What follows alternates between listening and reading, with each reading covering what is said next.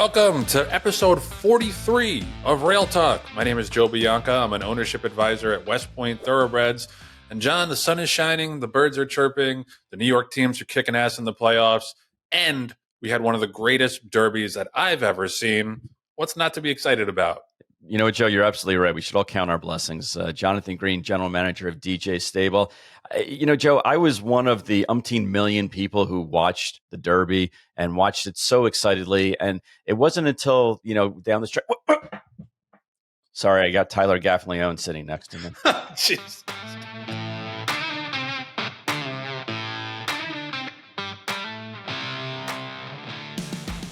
So we are so thrilled and honored to bring this next guest on. He's one of my idols in sports broadcasting. He's the lead broadcaster for NBC Sports. He's a renaissance man. He does it all. Olympics, golf, hockey, horse racing. Mike Tirico, welcome to the show. Joe, good to be with you guys. It was a lot of fun. It was a great Derby weekend. I think we're just starting to come back out on the other side here and look ahead. But, man, it was fun being there. The 150th lived up to the billing, didn't it? It was absolutely incredible. And, one of the things that I love about you and your style is like you were thrust into the horse racing world, and you could never tell that you hadn't done that much horse racing broadcasting before. Like, you spoke like an expert, like a seasoned vet in racing pretty much from day one. Do you have a background in racing at all? And if not, what was your process like to get up to speed? Sure. So I grew up in New York, in Queens. So being around at that time, three tracks when you include Saratoga, and the Saratoga meet got covered in the New York market, and 2 harness tracks as well, at Roosevelt and Yonkers. All were racing. It was racing on a regular basis. The race results were always on the local news. The race results every half hour on WCBS radio in New York, and they would give the prices of the races, right? And with family out on Long Island, we'd get out to the harness track. And what it did was it allowed me to learn how to read the form. And you got to start there, right? If you don't know how to read the form, then you just got no shot. So I learned that at an early age.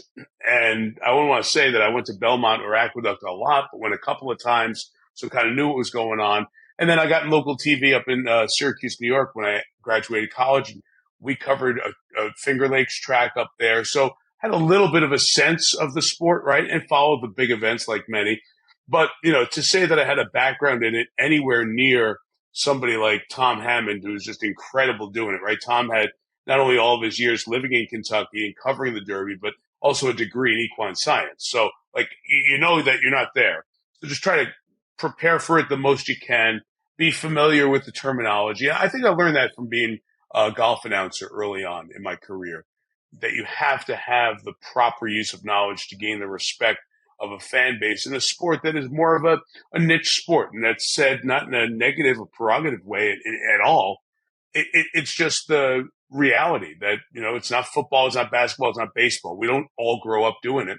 So right. That's how I kind of went about it. And hopefully I lean on Randy and Jerry every once in a while and make my way through.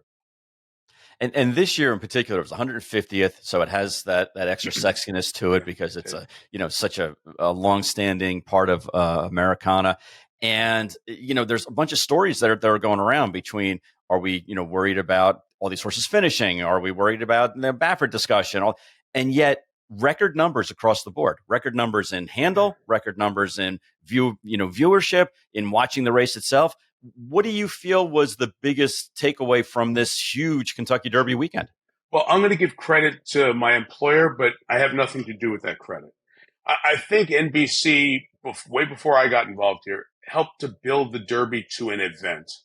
Mm-hmm. And we are an event culture and country right now. Can you create celebrities want to be there? Can you create digital buzz? Can you create all of this?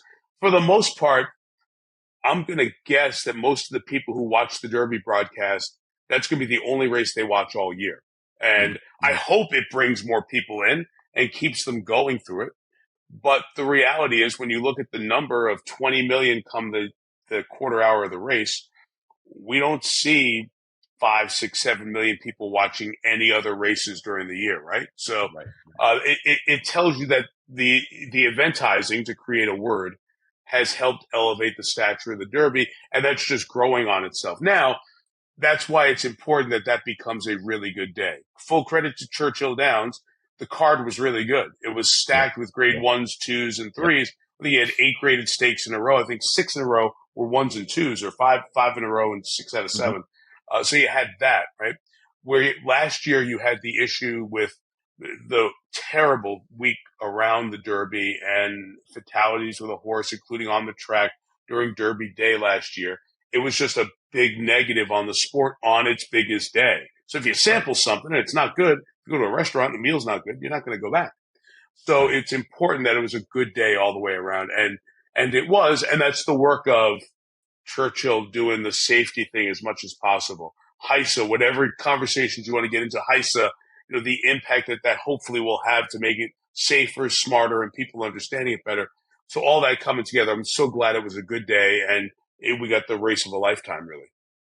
Absolutely. Yeah, we were just saying that it was just everything you could possibly ask for a 150th Kentucky Derby. You know, you mentioned HISA, so that leads me into my next question. Like, as someone who's come into this world, at least publicly, in the last several years, what's your impression of how the sport is addressing those safety issues and those drug issues? Because obviously we're steeped in it. Like, we are bred to be cynical in racing and, you know, just accept any positive change that we can, but accept it with a grain of salt. What's your impression?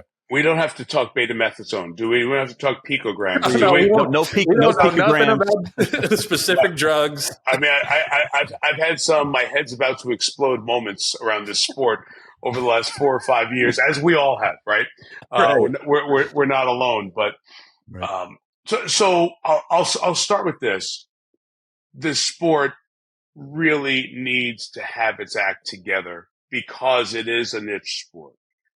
Because you don't have the massive arms of football and basketball and baseball and all of that, the sport's got to have its stuff right. And right now, everybody is fractured in places where what's good for them is what they want, right? And there's no Roger Goodell, and there's no Adam Silver, and there's no Bob Manfred, there's no Gary Bettman, there's no Don Garber, there's no commissioner, no Kathy Engelbrecht, right?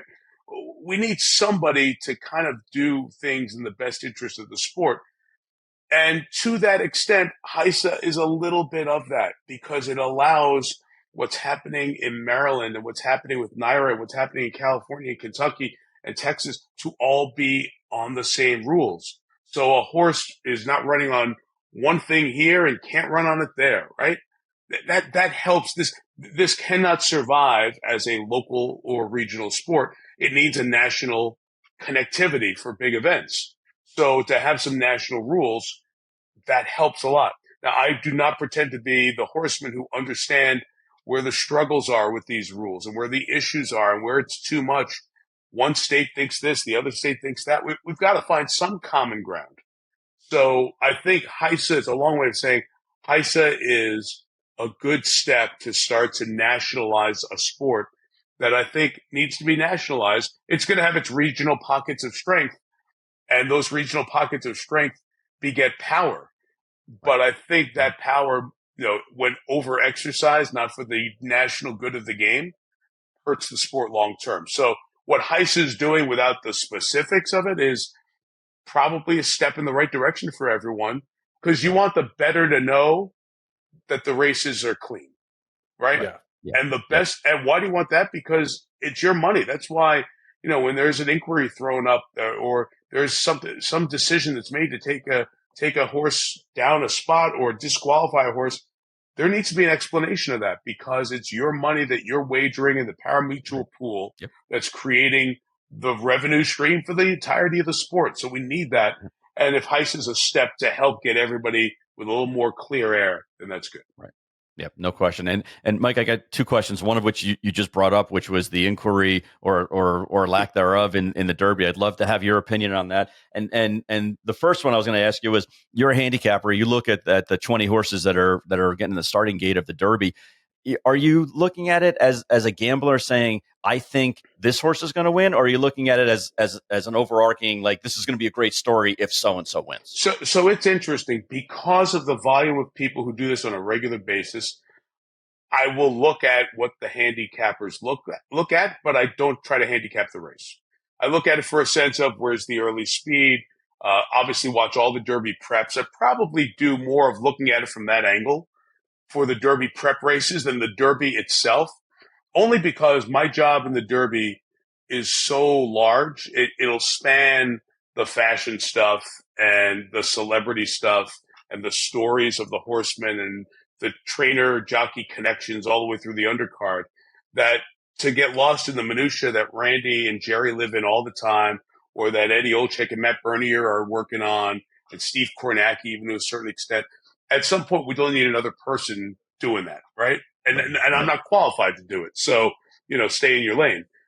I do look for my own interest. I will say that when we get to the Preakness and the undercard for the Preakness, and certainly when we did the Belmont, that undercard as well, I probably looked at that more from a betting standpoint than they did store. It's just manageable. It's not 20 horses. Right. 20 horses, when you do the human connections of jockeys, trainers, and these multiple ownership groups, you're talking about 70, 75 people who you want to be able to recognize on a moment's notice when they win a race, or what their connection is here and their history, backstory. So to spend time on that as opposed to spending time on what was this horse's breeze 3 weeks ago at Oaklawn before coming up here, that's for those guys to do. So there's that perspective of it. I think the Derby is such a fascinating race. The more I'm around it, the more I'm intrigued by.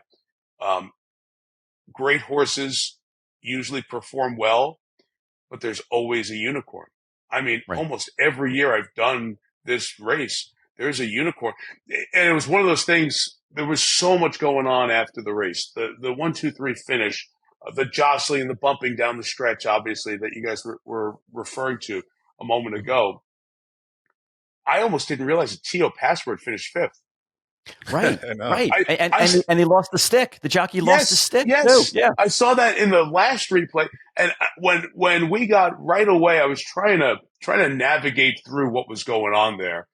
And I just tried to get people, because we're still waiting on the results, trying to get people the results, right? And I'm just kind of running through 1, 2, 3, 4. And Tio Password finished 5th. Like, Tio Password finished 5th? Where'd that come from, right? So that just this is such a unique and cool race. You get multiple horses ending up in the top 5 or 6 that you never thought you'd see there. So fascinating stuff. In terms of the jostling down the stretch, I thought this was an interesting conversation. We do visit with the Kentucky Horse Racing Commission chief steward, Barbara Borden, off air on the Friday before the Derby, just to go over update, regulations, rules, all this kind of stuff. And the one thing that Barb did say to us was, we look at those replays multiple times. We usually wait a little bit longer before we put up official on the Derby results. And it did take a while. The photo was done pretty quickly. Right. And I think for the audience in a race like that, I wish we would have had the photo right away and then the rest of it later on. Yeah. Right. Because I think I finally explained to the audience, we're not getting the photo until the race is official. The race is not official until they go through all of the head-on and all the other angles. They're using a drone angle as well, by the way, at Churchill. Right. So they've got another angle in there to look at. So I'm sure they looked at all of that in the review, including the Tyler Gaffleone Heisman pose that became the still frame. That was quite something. It was quite a shot that was captured for sure. Yep. Yeah, absolutely. There's a lot of discussion about that, obviously. And I think what he was trying to do was make sure that the horses didn't clip heels. I think after the wire, they were so in sync that it could have been dangerous if they had clipped heels right after the wire. It's a great point. I can't wait to hear from Tyler more about it. Hopefully he'll be at Pimlico and we can talk about the Triple Crown, what that thing is now. But hopefully Tyler will be there and we get a chance to hear from him about it. And it's a trend, and to Randy and Jerry's credit, they nailed that right away. That has happened over and over and over with Sierra Leone, and we knew we knew it could have come, and it actually did. And maybe if neither of those horses have that happen, maybe that's the winning horse. Right. Yeah. No, I think they might have both cost each other the race. I think so. I think so too. Yeah. Yep. Yeah. But all three obviously ran winning races. That's what made it so fascinating. Yeah. I'm curious, you have such a wealth of knowledge of all sorts of different sports and all sorts of different broadcasts. What are some of the unique challenges or some of the things that get you excited about broadcasting something like the Derby relative to the Stanley Cup playoffs or golf or football? Stay there a second. Hang on. Let me just reach over here. I think I got it somewhere over here, still on my desk. Still my notebook. I haven't unpacked yet. The notebook. Wow, old school like us. Yeah, because there's just so much stuff in the Derby. I've got the past performance from the last 10 Derbies. Here's what makes the Derby unique, guys. I'll give you something to go give people. This is our rundown for the show. Very it's cool. It's 25 pages. There's 5 hours of TV of let's pick a random moment here. Here's Ahmed Fareed's report with Tyler Gaffleone right there on that line right there. And that came was scheduled to come at 5:19:45 on the show. So That's amazing. The show has 29 different segments during the day. So that's what makes it unique. It is full credit to our producer, Lindsay Shanzer, who is just a complete rock star and has done the last 3 Derbies and does a lot of our Derby coverage during the year. But that's what makes it different. It's a football game.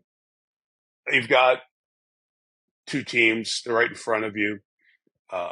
You're calling the game, and it's going to take 3 hours, and it's a lot of action. Mm-hmm. With horse racing, we have a 5-hour, 15-minute show, I think it turned out to be the other day. And we've got probably 9.5 minutes to 10 minutes of actual racing in the show. Yeah, it's a lot of airtime. And you're serving an audience. Now, the people who are probably watching this are diehard horse racing fans who would much rather have full 35-minute analysis of every race coming up on the card because the grade 1s or grade 2s.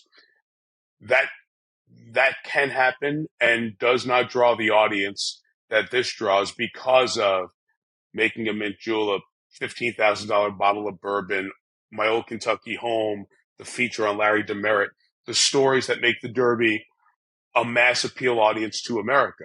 And I understand the frustration of that, but if you think about what we do, you have to serve your audience and serve your customer.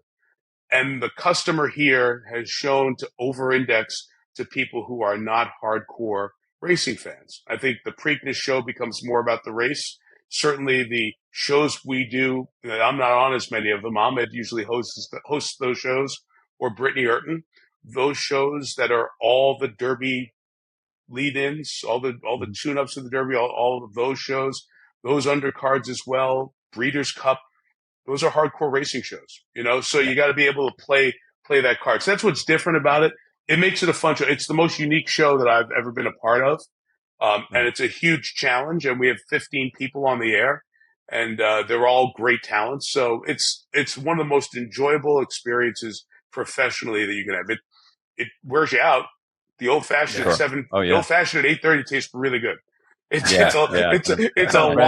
a long couple of days, but man, is it a fun broadcast to be a part of? Really is. I've always said that. Yeah, I've always said that that's got to be the most challenging broadcast because you do have to straddle that line between the hardcore horse players and the casual fans, and you guys do a phenomenal job of it. Go ahead, John. Yeah, and Mike, the only thing I would correct you on is that we do have hardcore fans, but most of them are groupies for Joe. So we also have to have a little sex sells for Joe. He's got to flash the smile. It's all part of it. But we know our audience. We know our audience. Ranger jersey. Ranger jersey. Exactly. It should have been on the red carpet at the Met Gala. I don't know what they missed. Who said I wasn't? Yeah, that's right. That's right. So Mike, it almost sounds to me like, if I'm reading the tea leaves right, that like you'd be interested in someday owning a horse. Is that a possibility? What tea leaves are you reading? Right? I know a guy. I've seen the silliness of this business in this industry. You do have to say, I got involved with the group many, many, many years ago with a small piece of it, and just seeing other people who I know who've done a little piece of it here and there, you understand why, and you see the joy. I love the My Racehorse concept, and D-Wayne Lucas trained a My Racehorse horse that won on the undercard of the Derby, right? Sees the gray. Yeah, exactly. Yeah. Who Wayne has said maybe we'll see in the Preakness, right? Yeah. So that's great. That gives you a little taste of what the energy of horse racing can be, and that's why those stories I think can be interesting, guys. Because oftentimes the stories are of people who make money that none of us will ever dream of making, and their involvement in horse racing. when there is an everyday person who's involved with it, it brings a great connection and passion uh, to the sport in general and to the horse racing fans as well. So I do love those concepts, but I also see the reality that so many of the horses never see the track. You know, as we do with the numbers every year to remind viewers. I love that this year we have 18,000 or so just under foals born 3 years ago, and only half ever make it to the concept of racing here, right? Yep. And then Yep. you start breaking it down to those that get in graded stakes races, to the 20 win the Derby, and it's one in 18,000 chance of that population that you're going to win the Derby. It's pretty cool. I thought Steve did a great job of breaking that down on the whiteboard. I thought that was really great, and that definitely helped the non-racing audience and reminded the racing audience of exactly how difficult it is. Well, that's it. Reminded the racing audience, because there's a number in there, just the number of horses that get into graded stakes races, right? Out of that crop of 3-year-old foals. Like, wow, that's not a number. I thought it might have been more. I was a little surprised at that number. So it's fun that we kind of do that every year. The international connection to the jockeys. There are so many stories to tell, and you can spend 5 hours, and we didn't really tell the story of Mystik Dan, right? So right, yeah. Usually the joy that comes with the Preakness, and for selfish reasons, for the sport, you hope that the horse runs in the Preakness. But I understand. Kenny McPeek said, I've got recent history to say this is not the wisest thing for this horse. We'll wait and see what happens. But I think the way the industry has adjusted, I always find it humorous that the people who say that there's tradition and there's history and we can't change this haven't hit the table that hard that the Belmont's a mile and a quarter this year. Right? Don't worry, they're complaining behind closed doors. I know there are complaints, but I've seen some people who've said one, not say the other. It's not easy. Look, no, we don't see horses in 2 weeks. We don't. Just doesn't happen anymore. Yeah. So if you're thinking this sport is 150 years old in this Triple Crown type phase era, how do we evolve it, right? Mm-hmm.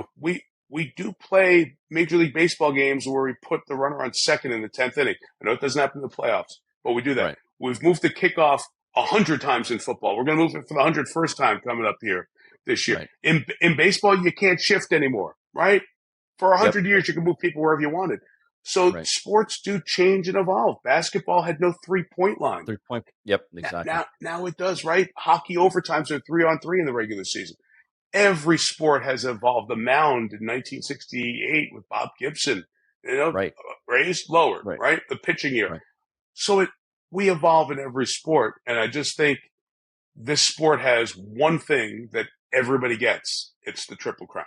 Every sports fan gets. So if you want to continue to grow and appeal the sport, and the horsemen are the ones telling you, the trainers, the owners, they're telling you, not every 2 weeks. We space them out to every month. That's the way. And now we are breeding horses to other horses who work on that same timeline. Then why do we have one of the 3 biggest races of the year 2 weeks after the first one? Because we've done it for 100-something years. Back it up to Memorial Day weekend. Back the Belmont up. It doesn't have to be July 4th if you want to do something important and unique and satisfying for the NYRA betting public on 4th of July. That's not the Belmont. Move that Belmont to the last week of June then. That's fine. Right. And then have your big week on the 4th of July. I just don't see why it's not going to be better for everybody in the sport. And Mike, does that coincide with the scheduling for NBC? Because I know you guys just added an extension to work with the Triple Crown. But one of the things in the Breeders' Cup that was a problem was Notre Dame football. So if we spread out the Triple Crown from NBC's standpoint, would that work as well? Because that's always been a big sticking point. Yeah, I don't have the programming list here, nor is it my job, but I'm sure our guys would find some place for it for Memorial Day weekend. We're currently running the Indy 500 on Memorial Day weekend.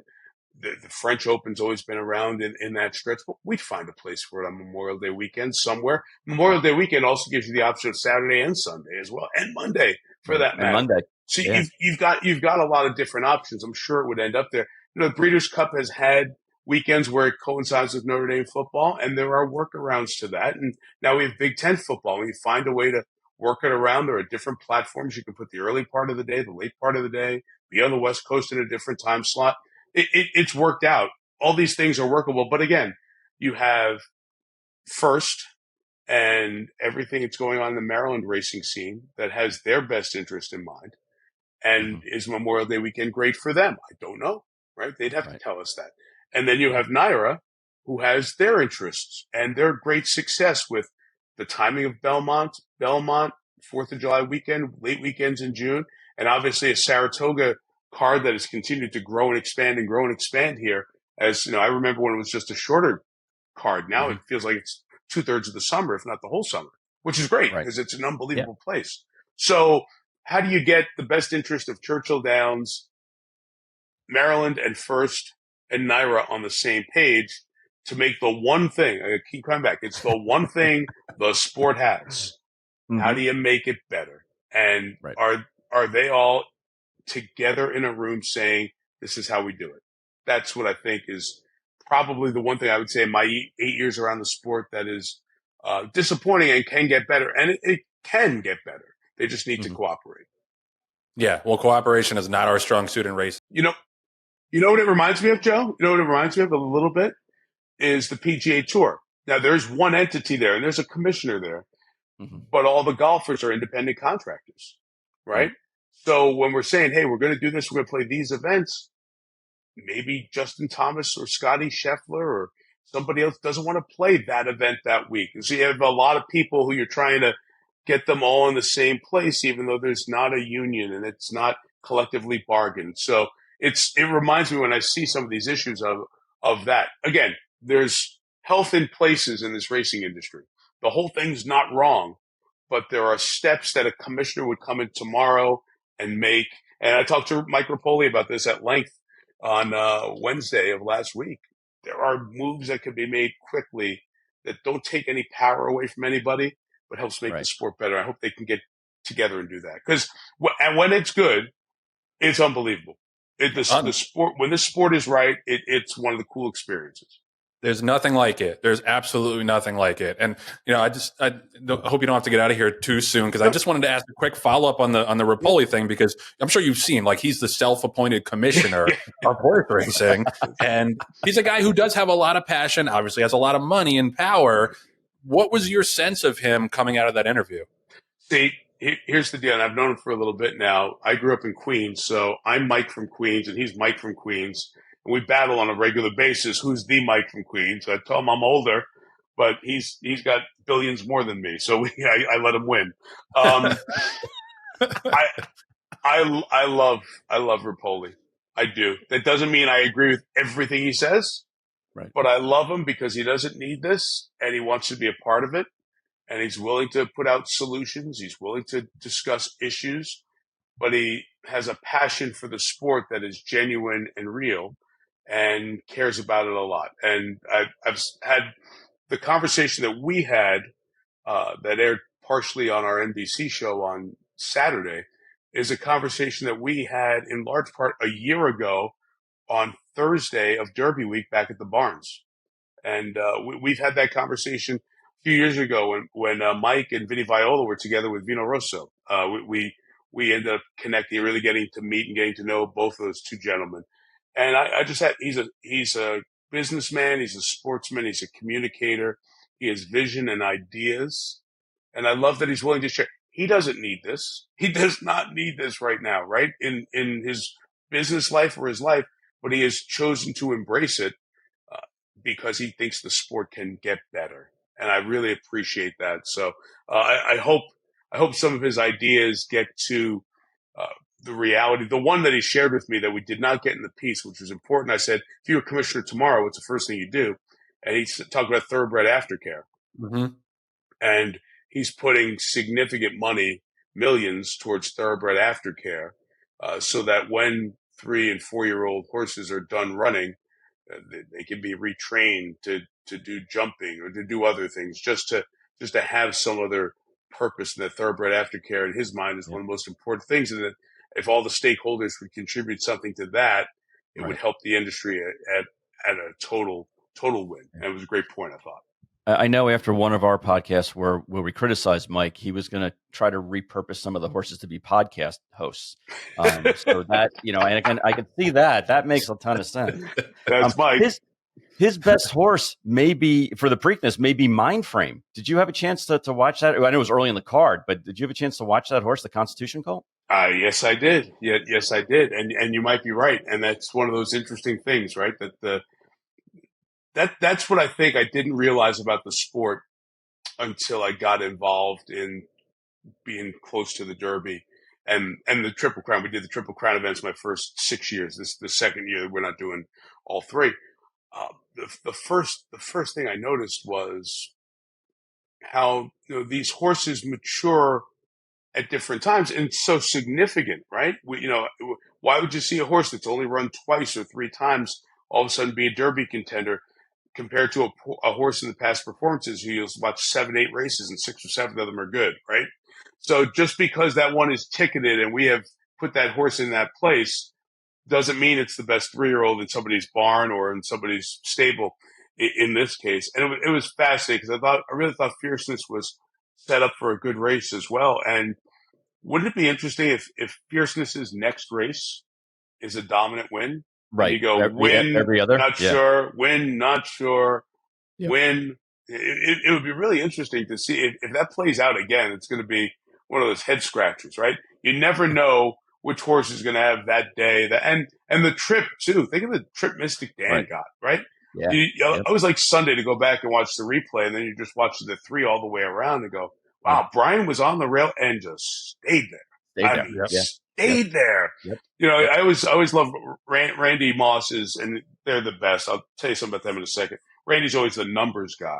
Mm-hmm. And I always love to hear from Randy who ran the shortest Derby and who ran the longest Derby, right? Yeah. And I don't even have to wait. There's no way anybody had a shorter Derby than Mystik Dan.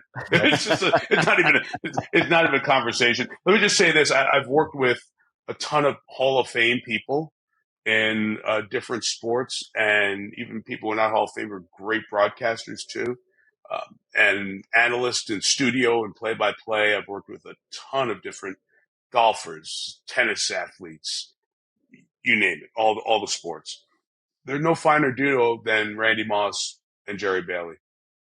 Their work ethic. We sit in a trailer all week, work at an office trailer. Like they're sitting over here, I'm over here next to our producer, and 2 of our other producers are sitting right across from us. 6 of us in this trailer space working.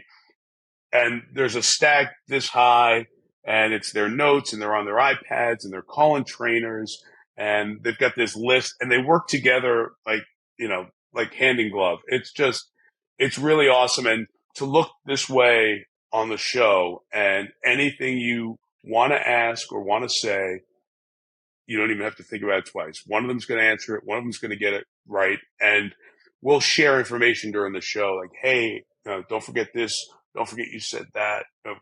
After every race, Randy will always kind of look over at me. He's like, hey, do you have this? And I might be sitting on the info booth, kind of smile at each other.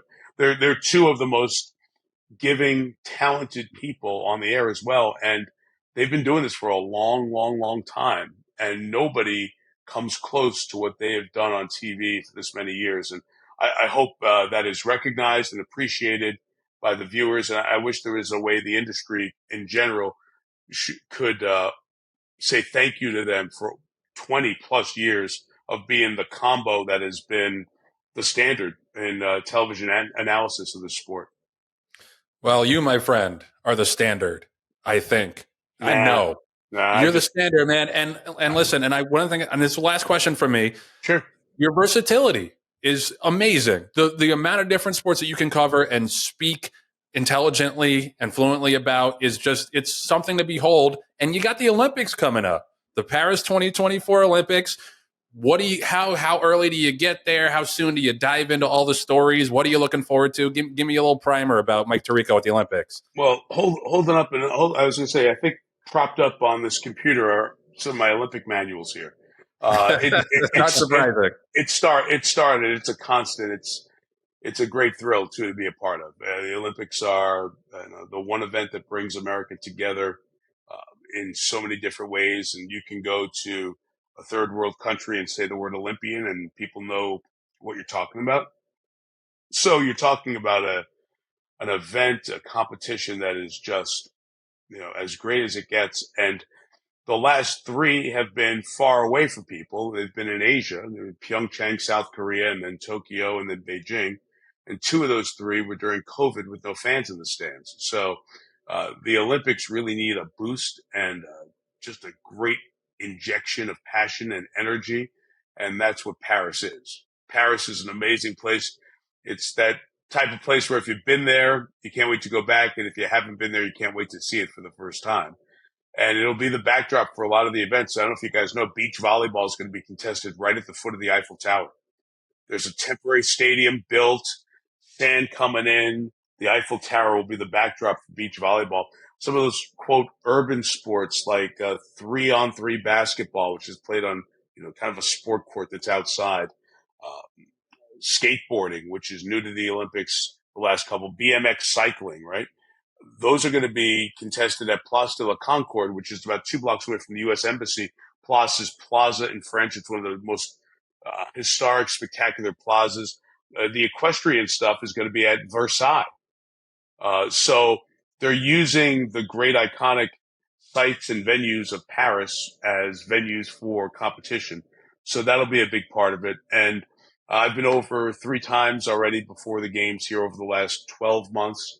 I'll get back over a week before the games. And we look forward to the excitement of it and hope that America enjoys watching what I think is going to be a really good Team USA, especially in track and field. Usually good in swimming, usually terrific in gymnastics, likely to be the case again. But I think track and field might be the place where the U.S. has the most success. That'll be the second week of the games.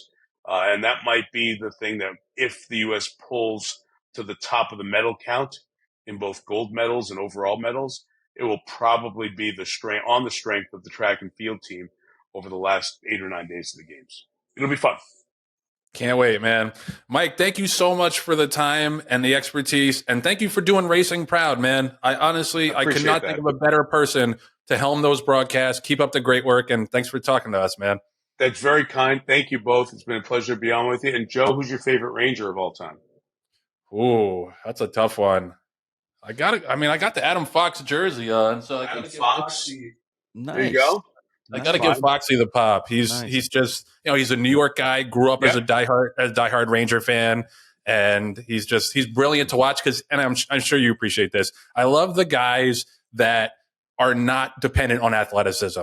Mm-hmm. Smarts, hands, and just the way he sees the game. It's amazing to watch. Well, as somebody who's not athletic, I have a fondness too for people who lack the athleticism of other athletes. But I grew up a Ranger fan. The Rangers and the Mets were the two teams I grew up passionate about. And John Davidson, the goalie, John Davidson, then went on to a great TV career, and then in the front office with Columbus and St. Louis. JD was the man. That was my.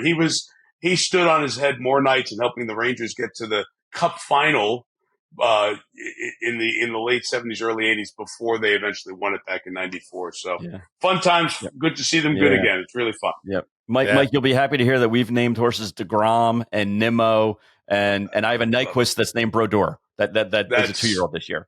That is absolutely fabulous. Does Marty know about that? No, we'd have to pay him fees for that. Okay. Just let him take but he hasn't run yet, but he's a son of Nyquist, and he's a 2-year-old you should keep an eye on at Saratoga. Brodeur. All right. If I lose the 20, I'm calling you. Absolutely. 20 I can handle. Okay, you got it.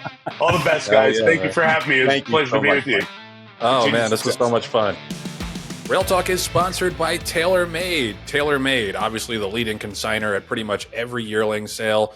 You should go check out their website, man. The website is excellent. It's just a microcosm of how professional and how thorough they are. I'm looking at the e-catalog right now, and you can go to the current sale and look at all the horses that they have consigned. I'm looking at the Keeneland Horses of Racing Age sale, and you can, and there's a button to inquire, so you can call and ask about the horse. There's pedigree, there's video, there's photos. Like, it's just an all-inclusive look at what TaylorMade has coming through the auction ring soon. They obviously have the Stallion roster page. That's tremendous. A really nice up-and-coming Stallion roster. Obviously, they can do it all in terms of consigning, stallions, marketing. John's told you about all the marketing they did for Mensa. They're just, from Suits and Nuts, honestly, one of the best organizations, one of the best companies in the racing business. And they'll get you to the big sale and get you the best possible return that they can. They just have a great team that knows this business inside and out and puts the clients first and the horses first, 1A and 1B. Hit them up, TaylorMadeFarm.com. So there's lots to discuss about everything. That was everything in the 150th running of the Kentucky Derby. You couldn't ask for a better race for a lot of reasons. First 3-horse photo since like 1947. It really came, like, I thought Mystik Dan won pretty comfortably, and then the more I watched the replays, I was like, oh, maybe not. There was a lot of kerfuffle with the bumping with Sierra Leone and Forever Young. We're going to get to that. Most important thing, all the horses came back to their barns safely, not just in the Derby, the entire week at Churchill Downs. 700 plus horses raced. They all came back to their barns in good health and good shape. And that was so important, especially after last year and the cluster of deaths that we had around that completely overshadowed the Derby. That cannot be taken for granted. But the race itself was won by Brian Hernandez, in my opinion. There's just something about these New York jockeys, and shout out to Tom Bellhouse of West Point who mentioned this. He was like, the Churchill jockeys, the Kentucky Churchill jockeys, they just are not scared of the rail whatsoever. You go to Calvin Burrell, Corey Lannery, Brian Hernandez, Julian Leperoux, these guys glue themselves to the rail and hope to get through. It doesn't always work out, but when it does, it's the difference between winning and not winning the Kentucky Derby.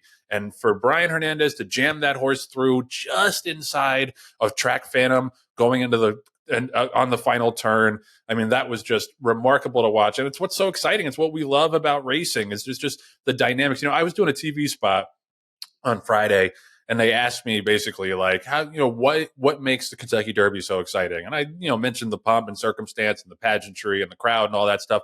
But what I think is so interesting and what makes it the greatest 2 minutes in sports is how quickly things change.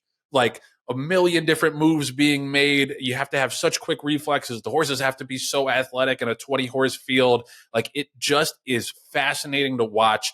And it sometimes is the most over-scrutinized and over-discussed race in all of the sport. But when you get a result like that, winning move like that, I mean, John, where do you even begin?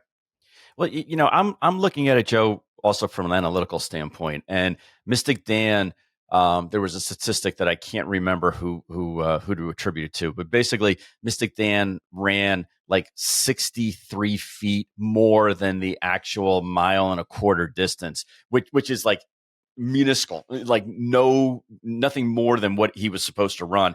That's how easy his path was as far as being stuck to the rail.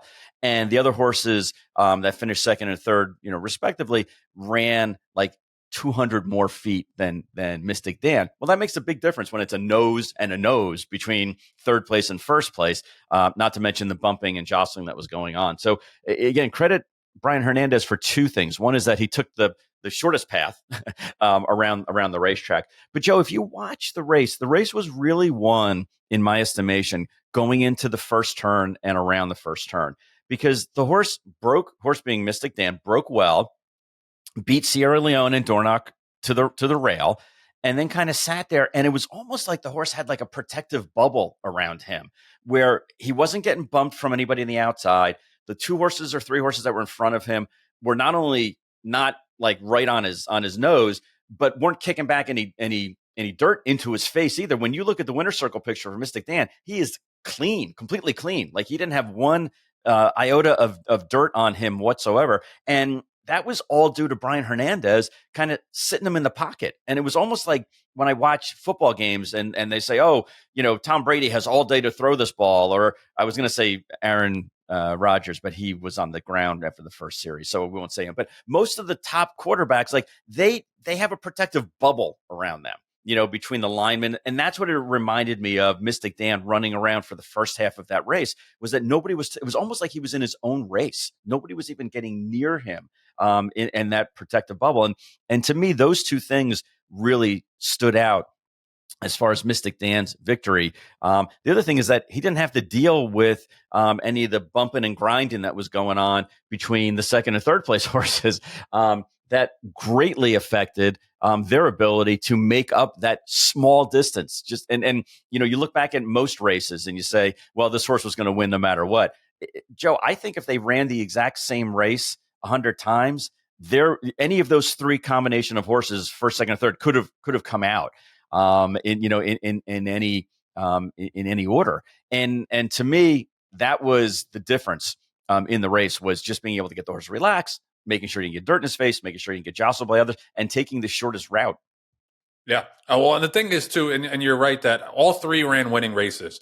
Now, you can say what you want about Mystik Dan saving all the ground and the other horses having to go wide, and obviously that makes a major difference.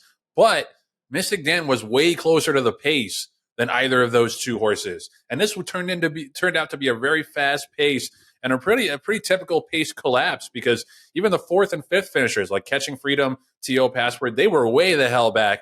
And Mystik Dan, even though he did get that garden rail trip, he had to run a lot faster earlier than the other horses that were immediately behind him. Obviously, the biggest disappointment of the race was Fierceness. And this was just, I'm sorry, this was completely predictable. Like, if he had any kind of adversity, and he really didn't, it was just a fast pace. Like, he broke great, was in a great position, right up on the speed. He just is one of those horses who needs everything his own way. I think it's obvious at this point.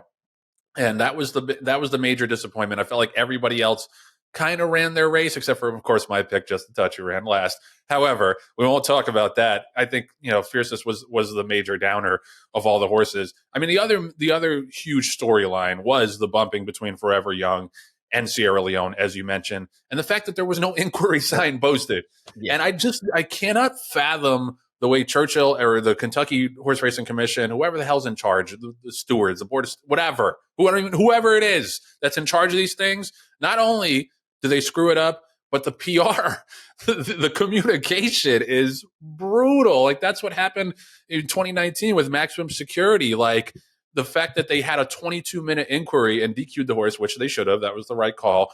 But then they go up there and don't answer any questions about it. Like, you would have thought that they would have learned from that mess and had a better explanation for this. And they basically said, like, oh, they were reviewing the race as they typically do, and the jockeys didn't claim foul, so blah, blah, blah. Like, just post the inquiry sign. Right. Just let people know that you're looking at it. Right. You can argue over whether or not there should have been a disqualification. I think there should have. I thought Sierra Leone came in several paths on Forever Young, and it wasn't 50-50 contact. But you got to at least post the inquiry sign and tell people that you're looking at it. And it's just staggering to me that they were unable to not step on this rake, as I like to say. Yeah, and Joe, if for no other reason, you would think that they would, in a race of this magnitude, with 20 million people watching the race, you would, or watching the broadcast. I think what they say, 17 million actually watched the race, which is phenomenal, a new record. You would think that if for no other reason, I'm going to try to make sure that we get this race absolutely spot on, so that we've looked at it, we've reviewed it, and we know in good conscience that there was no problem. Okay.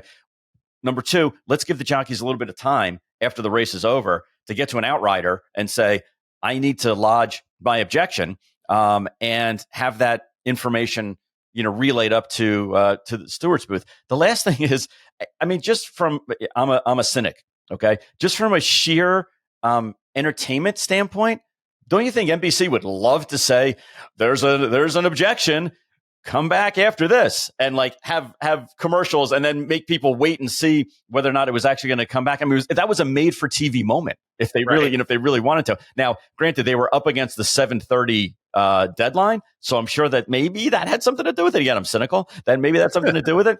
But man, if there was ever a time to have this suspense and this cliffhanger, just freaking for the other two reasons also. But all three reasons individually or combined should have been enough to make them at least look at it again. I'm not necessarily in the same camp as you are, saying that Sierra Leone was the dominant of the two that were banging. I think both horses, if you did a plumb line down the stretch, down there where they should have been, both horses at one point in time during the stretch went over their respective lane and bumped into the other horse.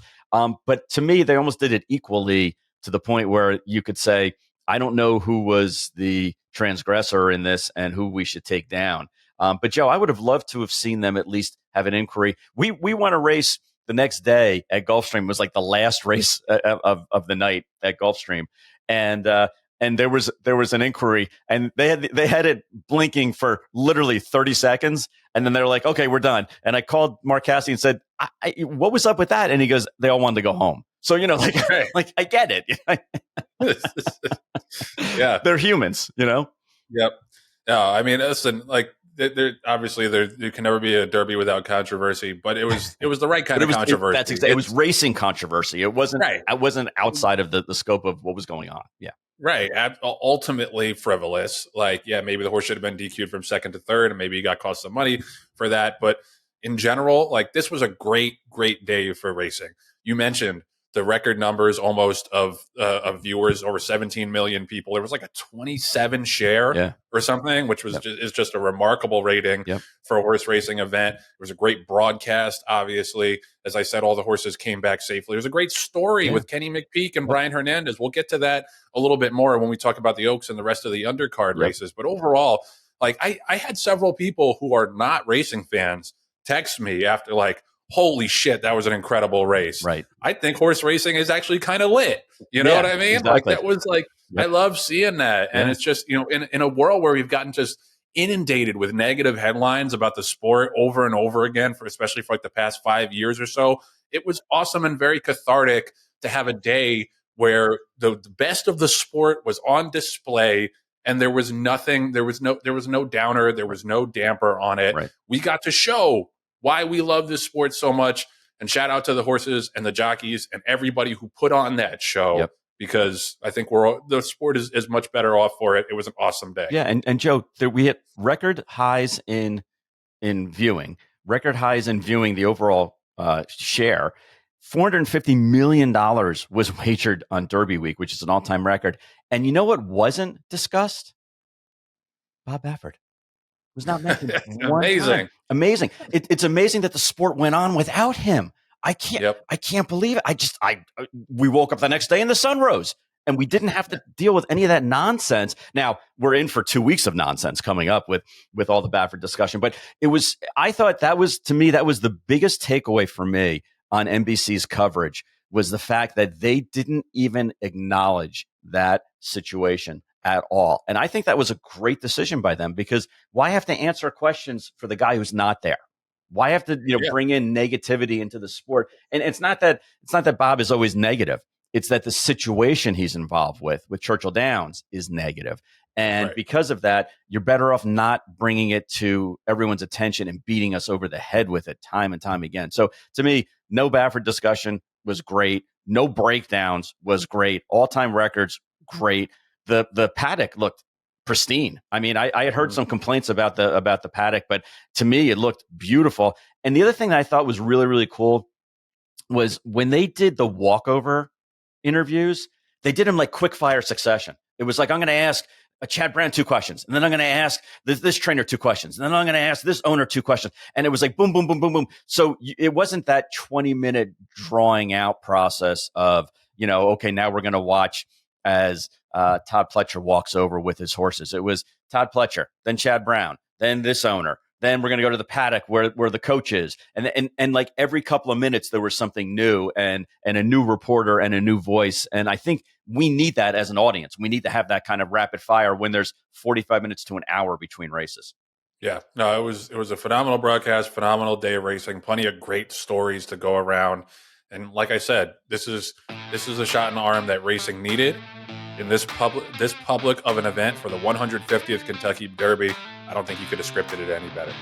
Rail Talk is sponsored by Basic Tipped, and a little bit of news. Supplemental entries have been added to the May Mid-Atlantic 2-year-olds in training sale. 29 additional supplemented entries. So now the catalog is 585 hips deep. That's a hefty sale, man. And I was at Aqueduct the other day. They were facing Mid-Atlantic catalogs in the Horseman's Lounge. So I was perusing the catalog. Obviously, a ton of pedigree power. Can't wait to see those horses breeze over the dirt. Going to be a lot of fireworks. Seems like every year there's a multi-million-dollar horse that goes through that ring.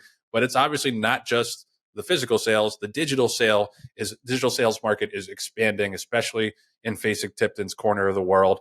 John, you got the May digital sale coming up this week. It goes May 9th through the 14th. Tell me a little bit about that. Joe, there's over 100 horses, turnkey horses, that are in that digital sale that'll be unveiled, like you said, in a couple of days. And it ranges from yearlings to 2-year-olds to unraced 2-year-olds that are in training to existing racehorses, and even a broodmare or two that are in fall. So people are really believing in this venue, the digital venue that Basic Tipton in particular has established. They're doing it to buy, they're doing it to sell. And then on top of that, Joe, you mentioned the 2-year-old in training sale, but there were a couple of Basic grads that had some big time results. Obviously Sierra Leone almost won the Kentucky Derby. Was a couple of bumps away from that happening. And then Cogburn who's a not this time, who was a tailor-made stallion.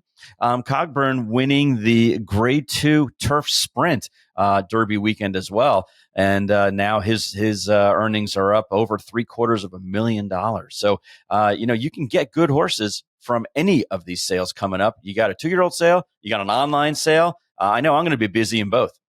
How'd you forget the most decorated Basic grad of the weekend, Thorpedo Anna?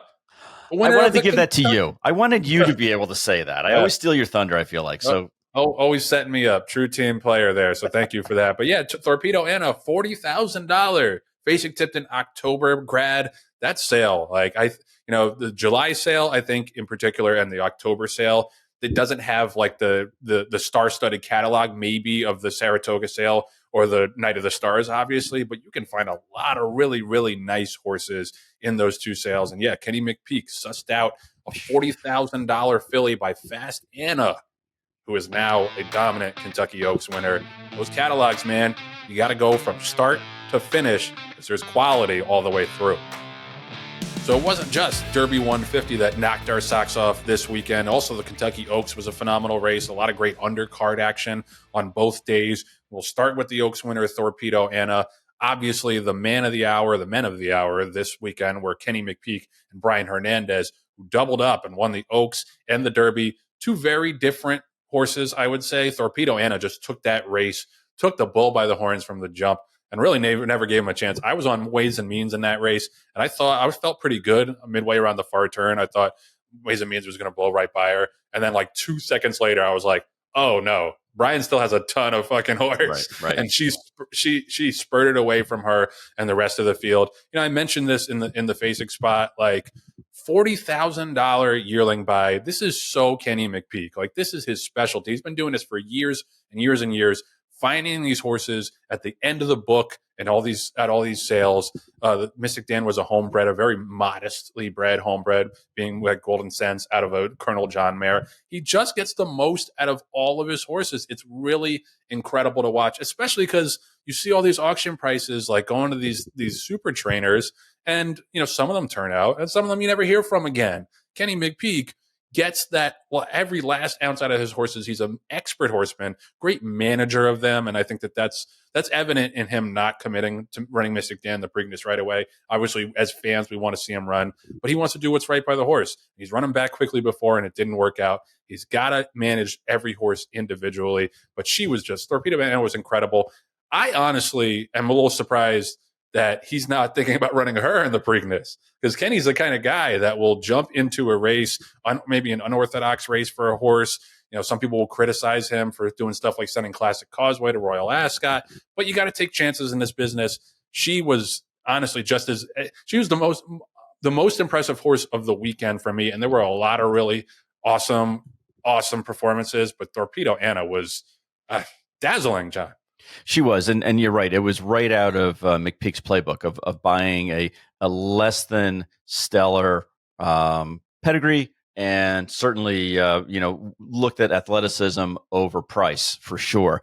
And he's done it time and time again. I mean, you can go through his resume of top horse achievements, and the majority of them are, yearling purchases for under 100,000. And he came on our show a couple of weeks ago and talked about the fact that he's looking for an athlete. He's looking for an athlete first, and then, very secondarily is pedigree, I think was his exact words in the interview.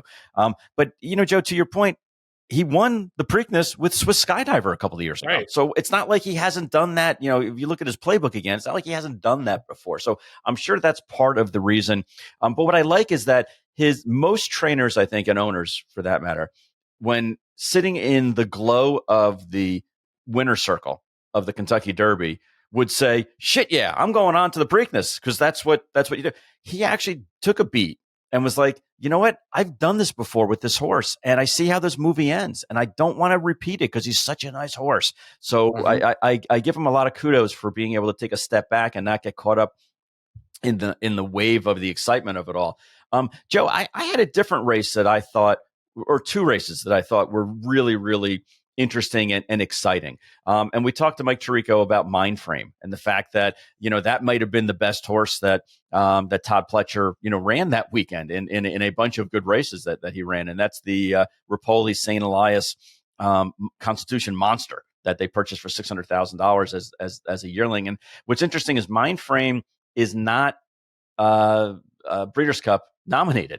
So he's going to need to make hay during, his 3-year-old campaign and not wait until the Breeders' Cup to try to do it, or it's going to cost them a lot of money to go ahead and put the horse up. But I would love to see that horse come back again. It's on short rest for him too, but come back off of that impressive 7+ length win, on Derby Day. I think it was like race 3. It was earlier in the day, but just won it in a hand ride and showed that he can do it multiple ways. The first race when he broke his maiden, he sat off it and won. This race, he went right to the front and kept on going. And the other horse that I think kind of got lost in the wash this weekend is Idiomatic, the reigning champion, reigning filly and mare champion, who came back, hadn't run since the Breeders' Cup when she won the Breeders' Cup Distaff, and she crushed. I mean, absolutely crushed a good field in the La Troyenne. And to me, that was like a sit up and take notice kind of race. Like, holy crap!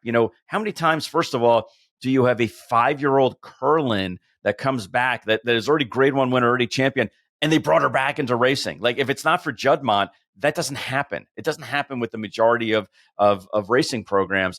And it's like, we're going to give this filly another shot to race during her 5-year-old year, because ultimately we're not going to sell her. We're going to keep her as a broodmare anyway. Let's try to get, back-to-back victories, back-to-back Eclipse awards for her. But Joe, I was so just, off the charts impressed. And again, her numbers weren't that great, but she looked great winning that race. Absolutely. And she looked like she was going to be fourth turning for home. She was under siege at the top of the lane and then just kicked away and splashed away and was clearly much the best.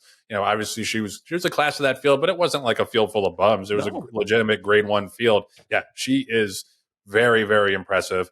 It was a good day for Brad Cox on Friday because he also had First Mission, who I thought looked pretty good in the Ali Sheba, and in a handicap division that's kind of like crying out for some leaders. I think he's a horse. If you remember, he was on the Triple Crown Trail last year before getting hurt. So he's a horse that I would look out for some of those major handicap division prizes later in this summer and fall. Yep. And then I got to shout out our girl Vava. Vava, partially owned by West Point Thoroughbreds, got a bunch of other great owners on her, gets her Grade 1 win in the Derby City Distaff on Saturday. It really, she's got this really cool rivalry going on with Alva Star. Those are clearly the two best filly and mare sprinters in the country right now. And Vava's just been so solid. She's got enough tactical speed to lay close, but she's adaptable. She's brave. I remember when she won the Charlestown Oaks and she and Johnny Velasquez had to punch through at the rail going into that first turn, and they both did it and did it with aplomb. And yeah, she's awesome. Shout out to Cherie DeVoe. Her second Grade 1 win, her first on American soil. Her other was in Woodbine last September with She Feels Pretty. So I got to give a major pop. That was a real that was a real boost for the West Point program and for Cherie to get Vava her grade 1 win on Saturday. And she's, it was a long way to go, but she's the favorite for the Eclipse Award right now. So that'd be awesome if she could be a champion too. Joe, I love to see also the fact that and Belladonna Racing, who's part owner of the horse, also posted this on Twitter. They actually, back in 2018, Paul Manganaro, who's a friend, actually sent Cherie a pyramid of success. Here are the goals that, in the timetable that you should set as your personal goals to try to achieve as a trainer. And they weren't easy. It was like, the first one, a couple of them was easy. Win a race, win an allowance race, win a graded stake race, and then win a grade 2, grade 3, and then win a grade 1 by 2024.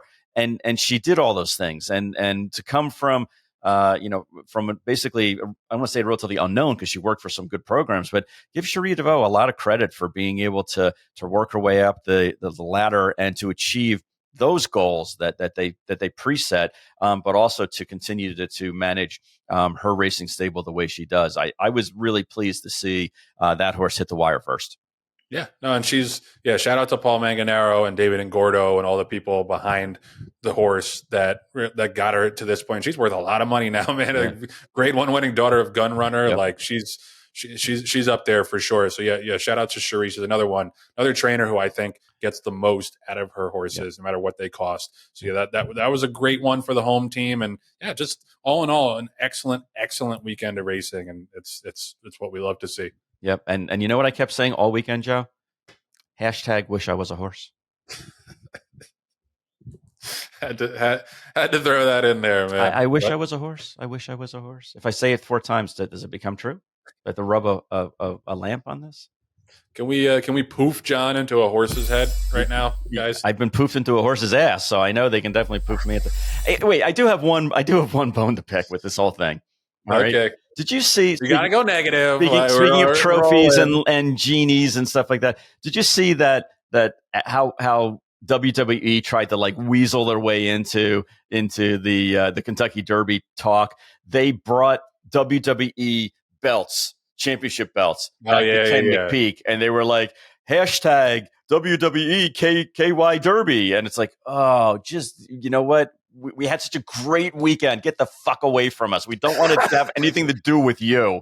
Please, for the love of God. The other thing is, how about all the people who were like, there needs to be an asterisk on the Derby because Baffert wasn't. Well, what about an asterisk on all the other stake races then? What about all the races that he didn't run in? I mean, how far do you want to go? Will you stop already? Will you just stop?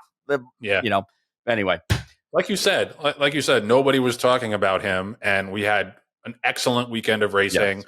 No breakdowns, and great competition on the racetrack. Nobody gave a shit about who wasn't there. Right. It was about who was there. Exactly. And the horses and the trainers and the jockeys that were there put on a phenomenal show. Yep. You know why? Because there's great horse people all across this country, stabled at every single racetrack. Right. Most of them can get you to a big race and win a big race. It ain't just the stars of the game. Right. And 700 horses were entered and raced, and 700 horses came back. So obviously the safety initiatives are working also. #Heisa.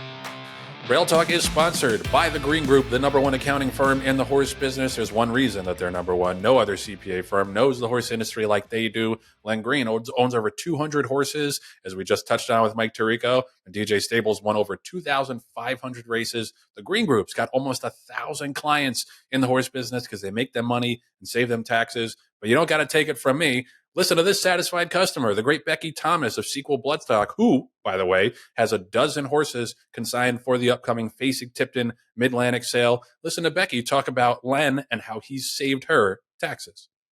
Choosing the Green Group was all about that Mr. Green was so invested in the industry. He was a horse person. He understood clearly what we went through, the ups and downs of the industry, as well as, how hard it was to be able to make a living in it and how to capitalize on the tax advantages.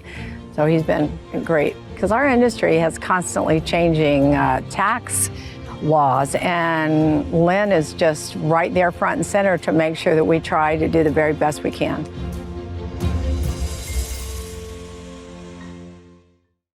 Becky's just one of many, many people in the horse business that Len has helped out and helped run their business as a more profitable business. So he can do the same for you. And there's a special offer for listeners of Rail Talk.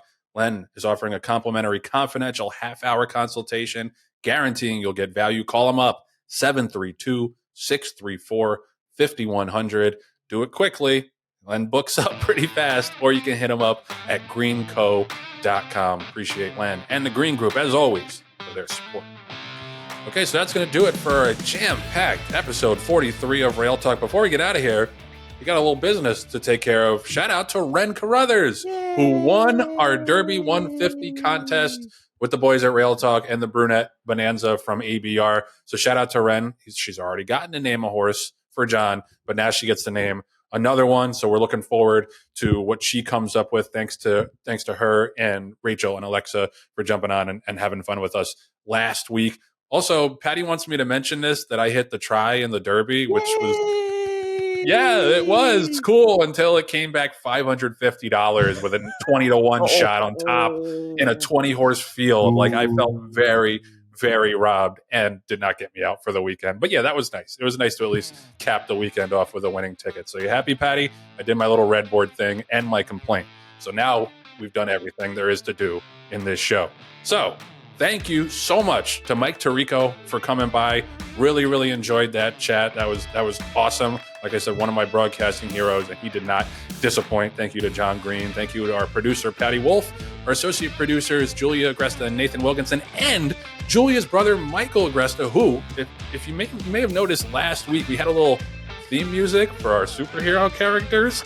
And Michael is an excellent jingle creator. So you're going to be hearing a lot more of his brilliant work on this show. We will find any excuse to use one of his jingles going forward. So shout out to Michael. Thanks to Nathan, Patty, John, Mike Tirico. Thanks to you for tuning in. We'll see you next week back here on Rail Talk.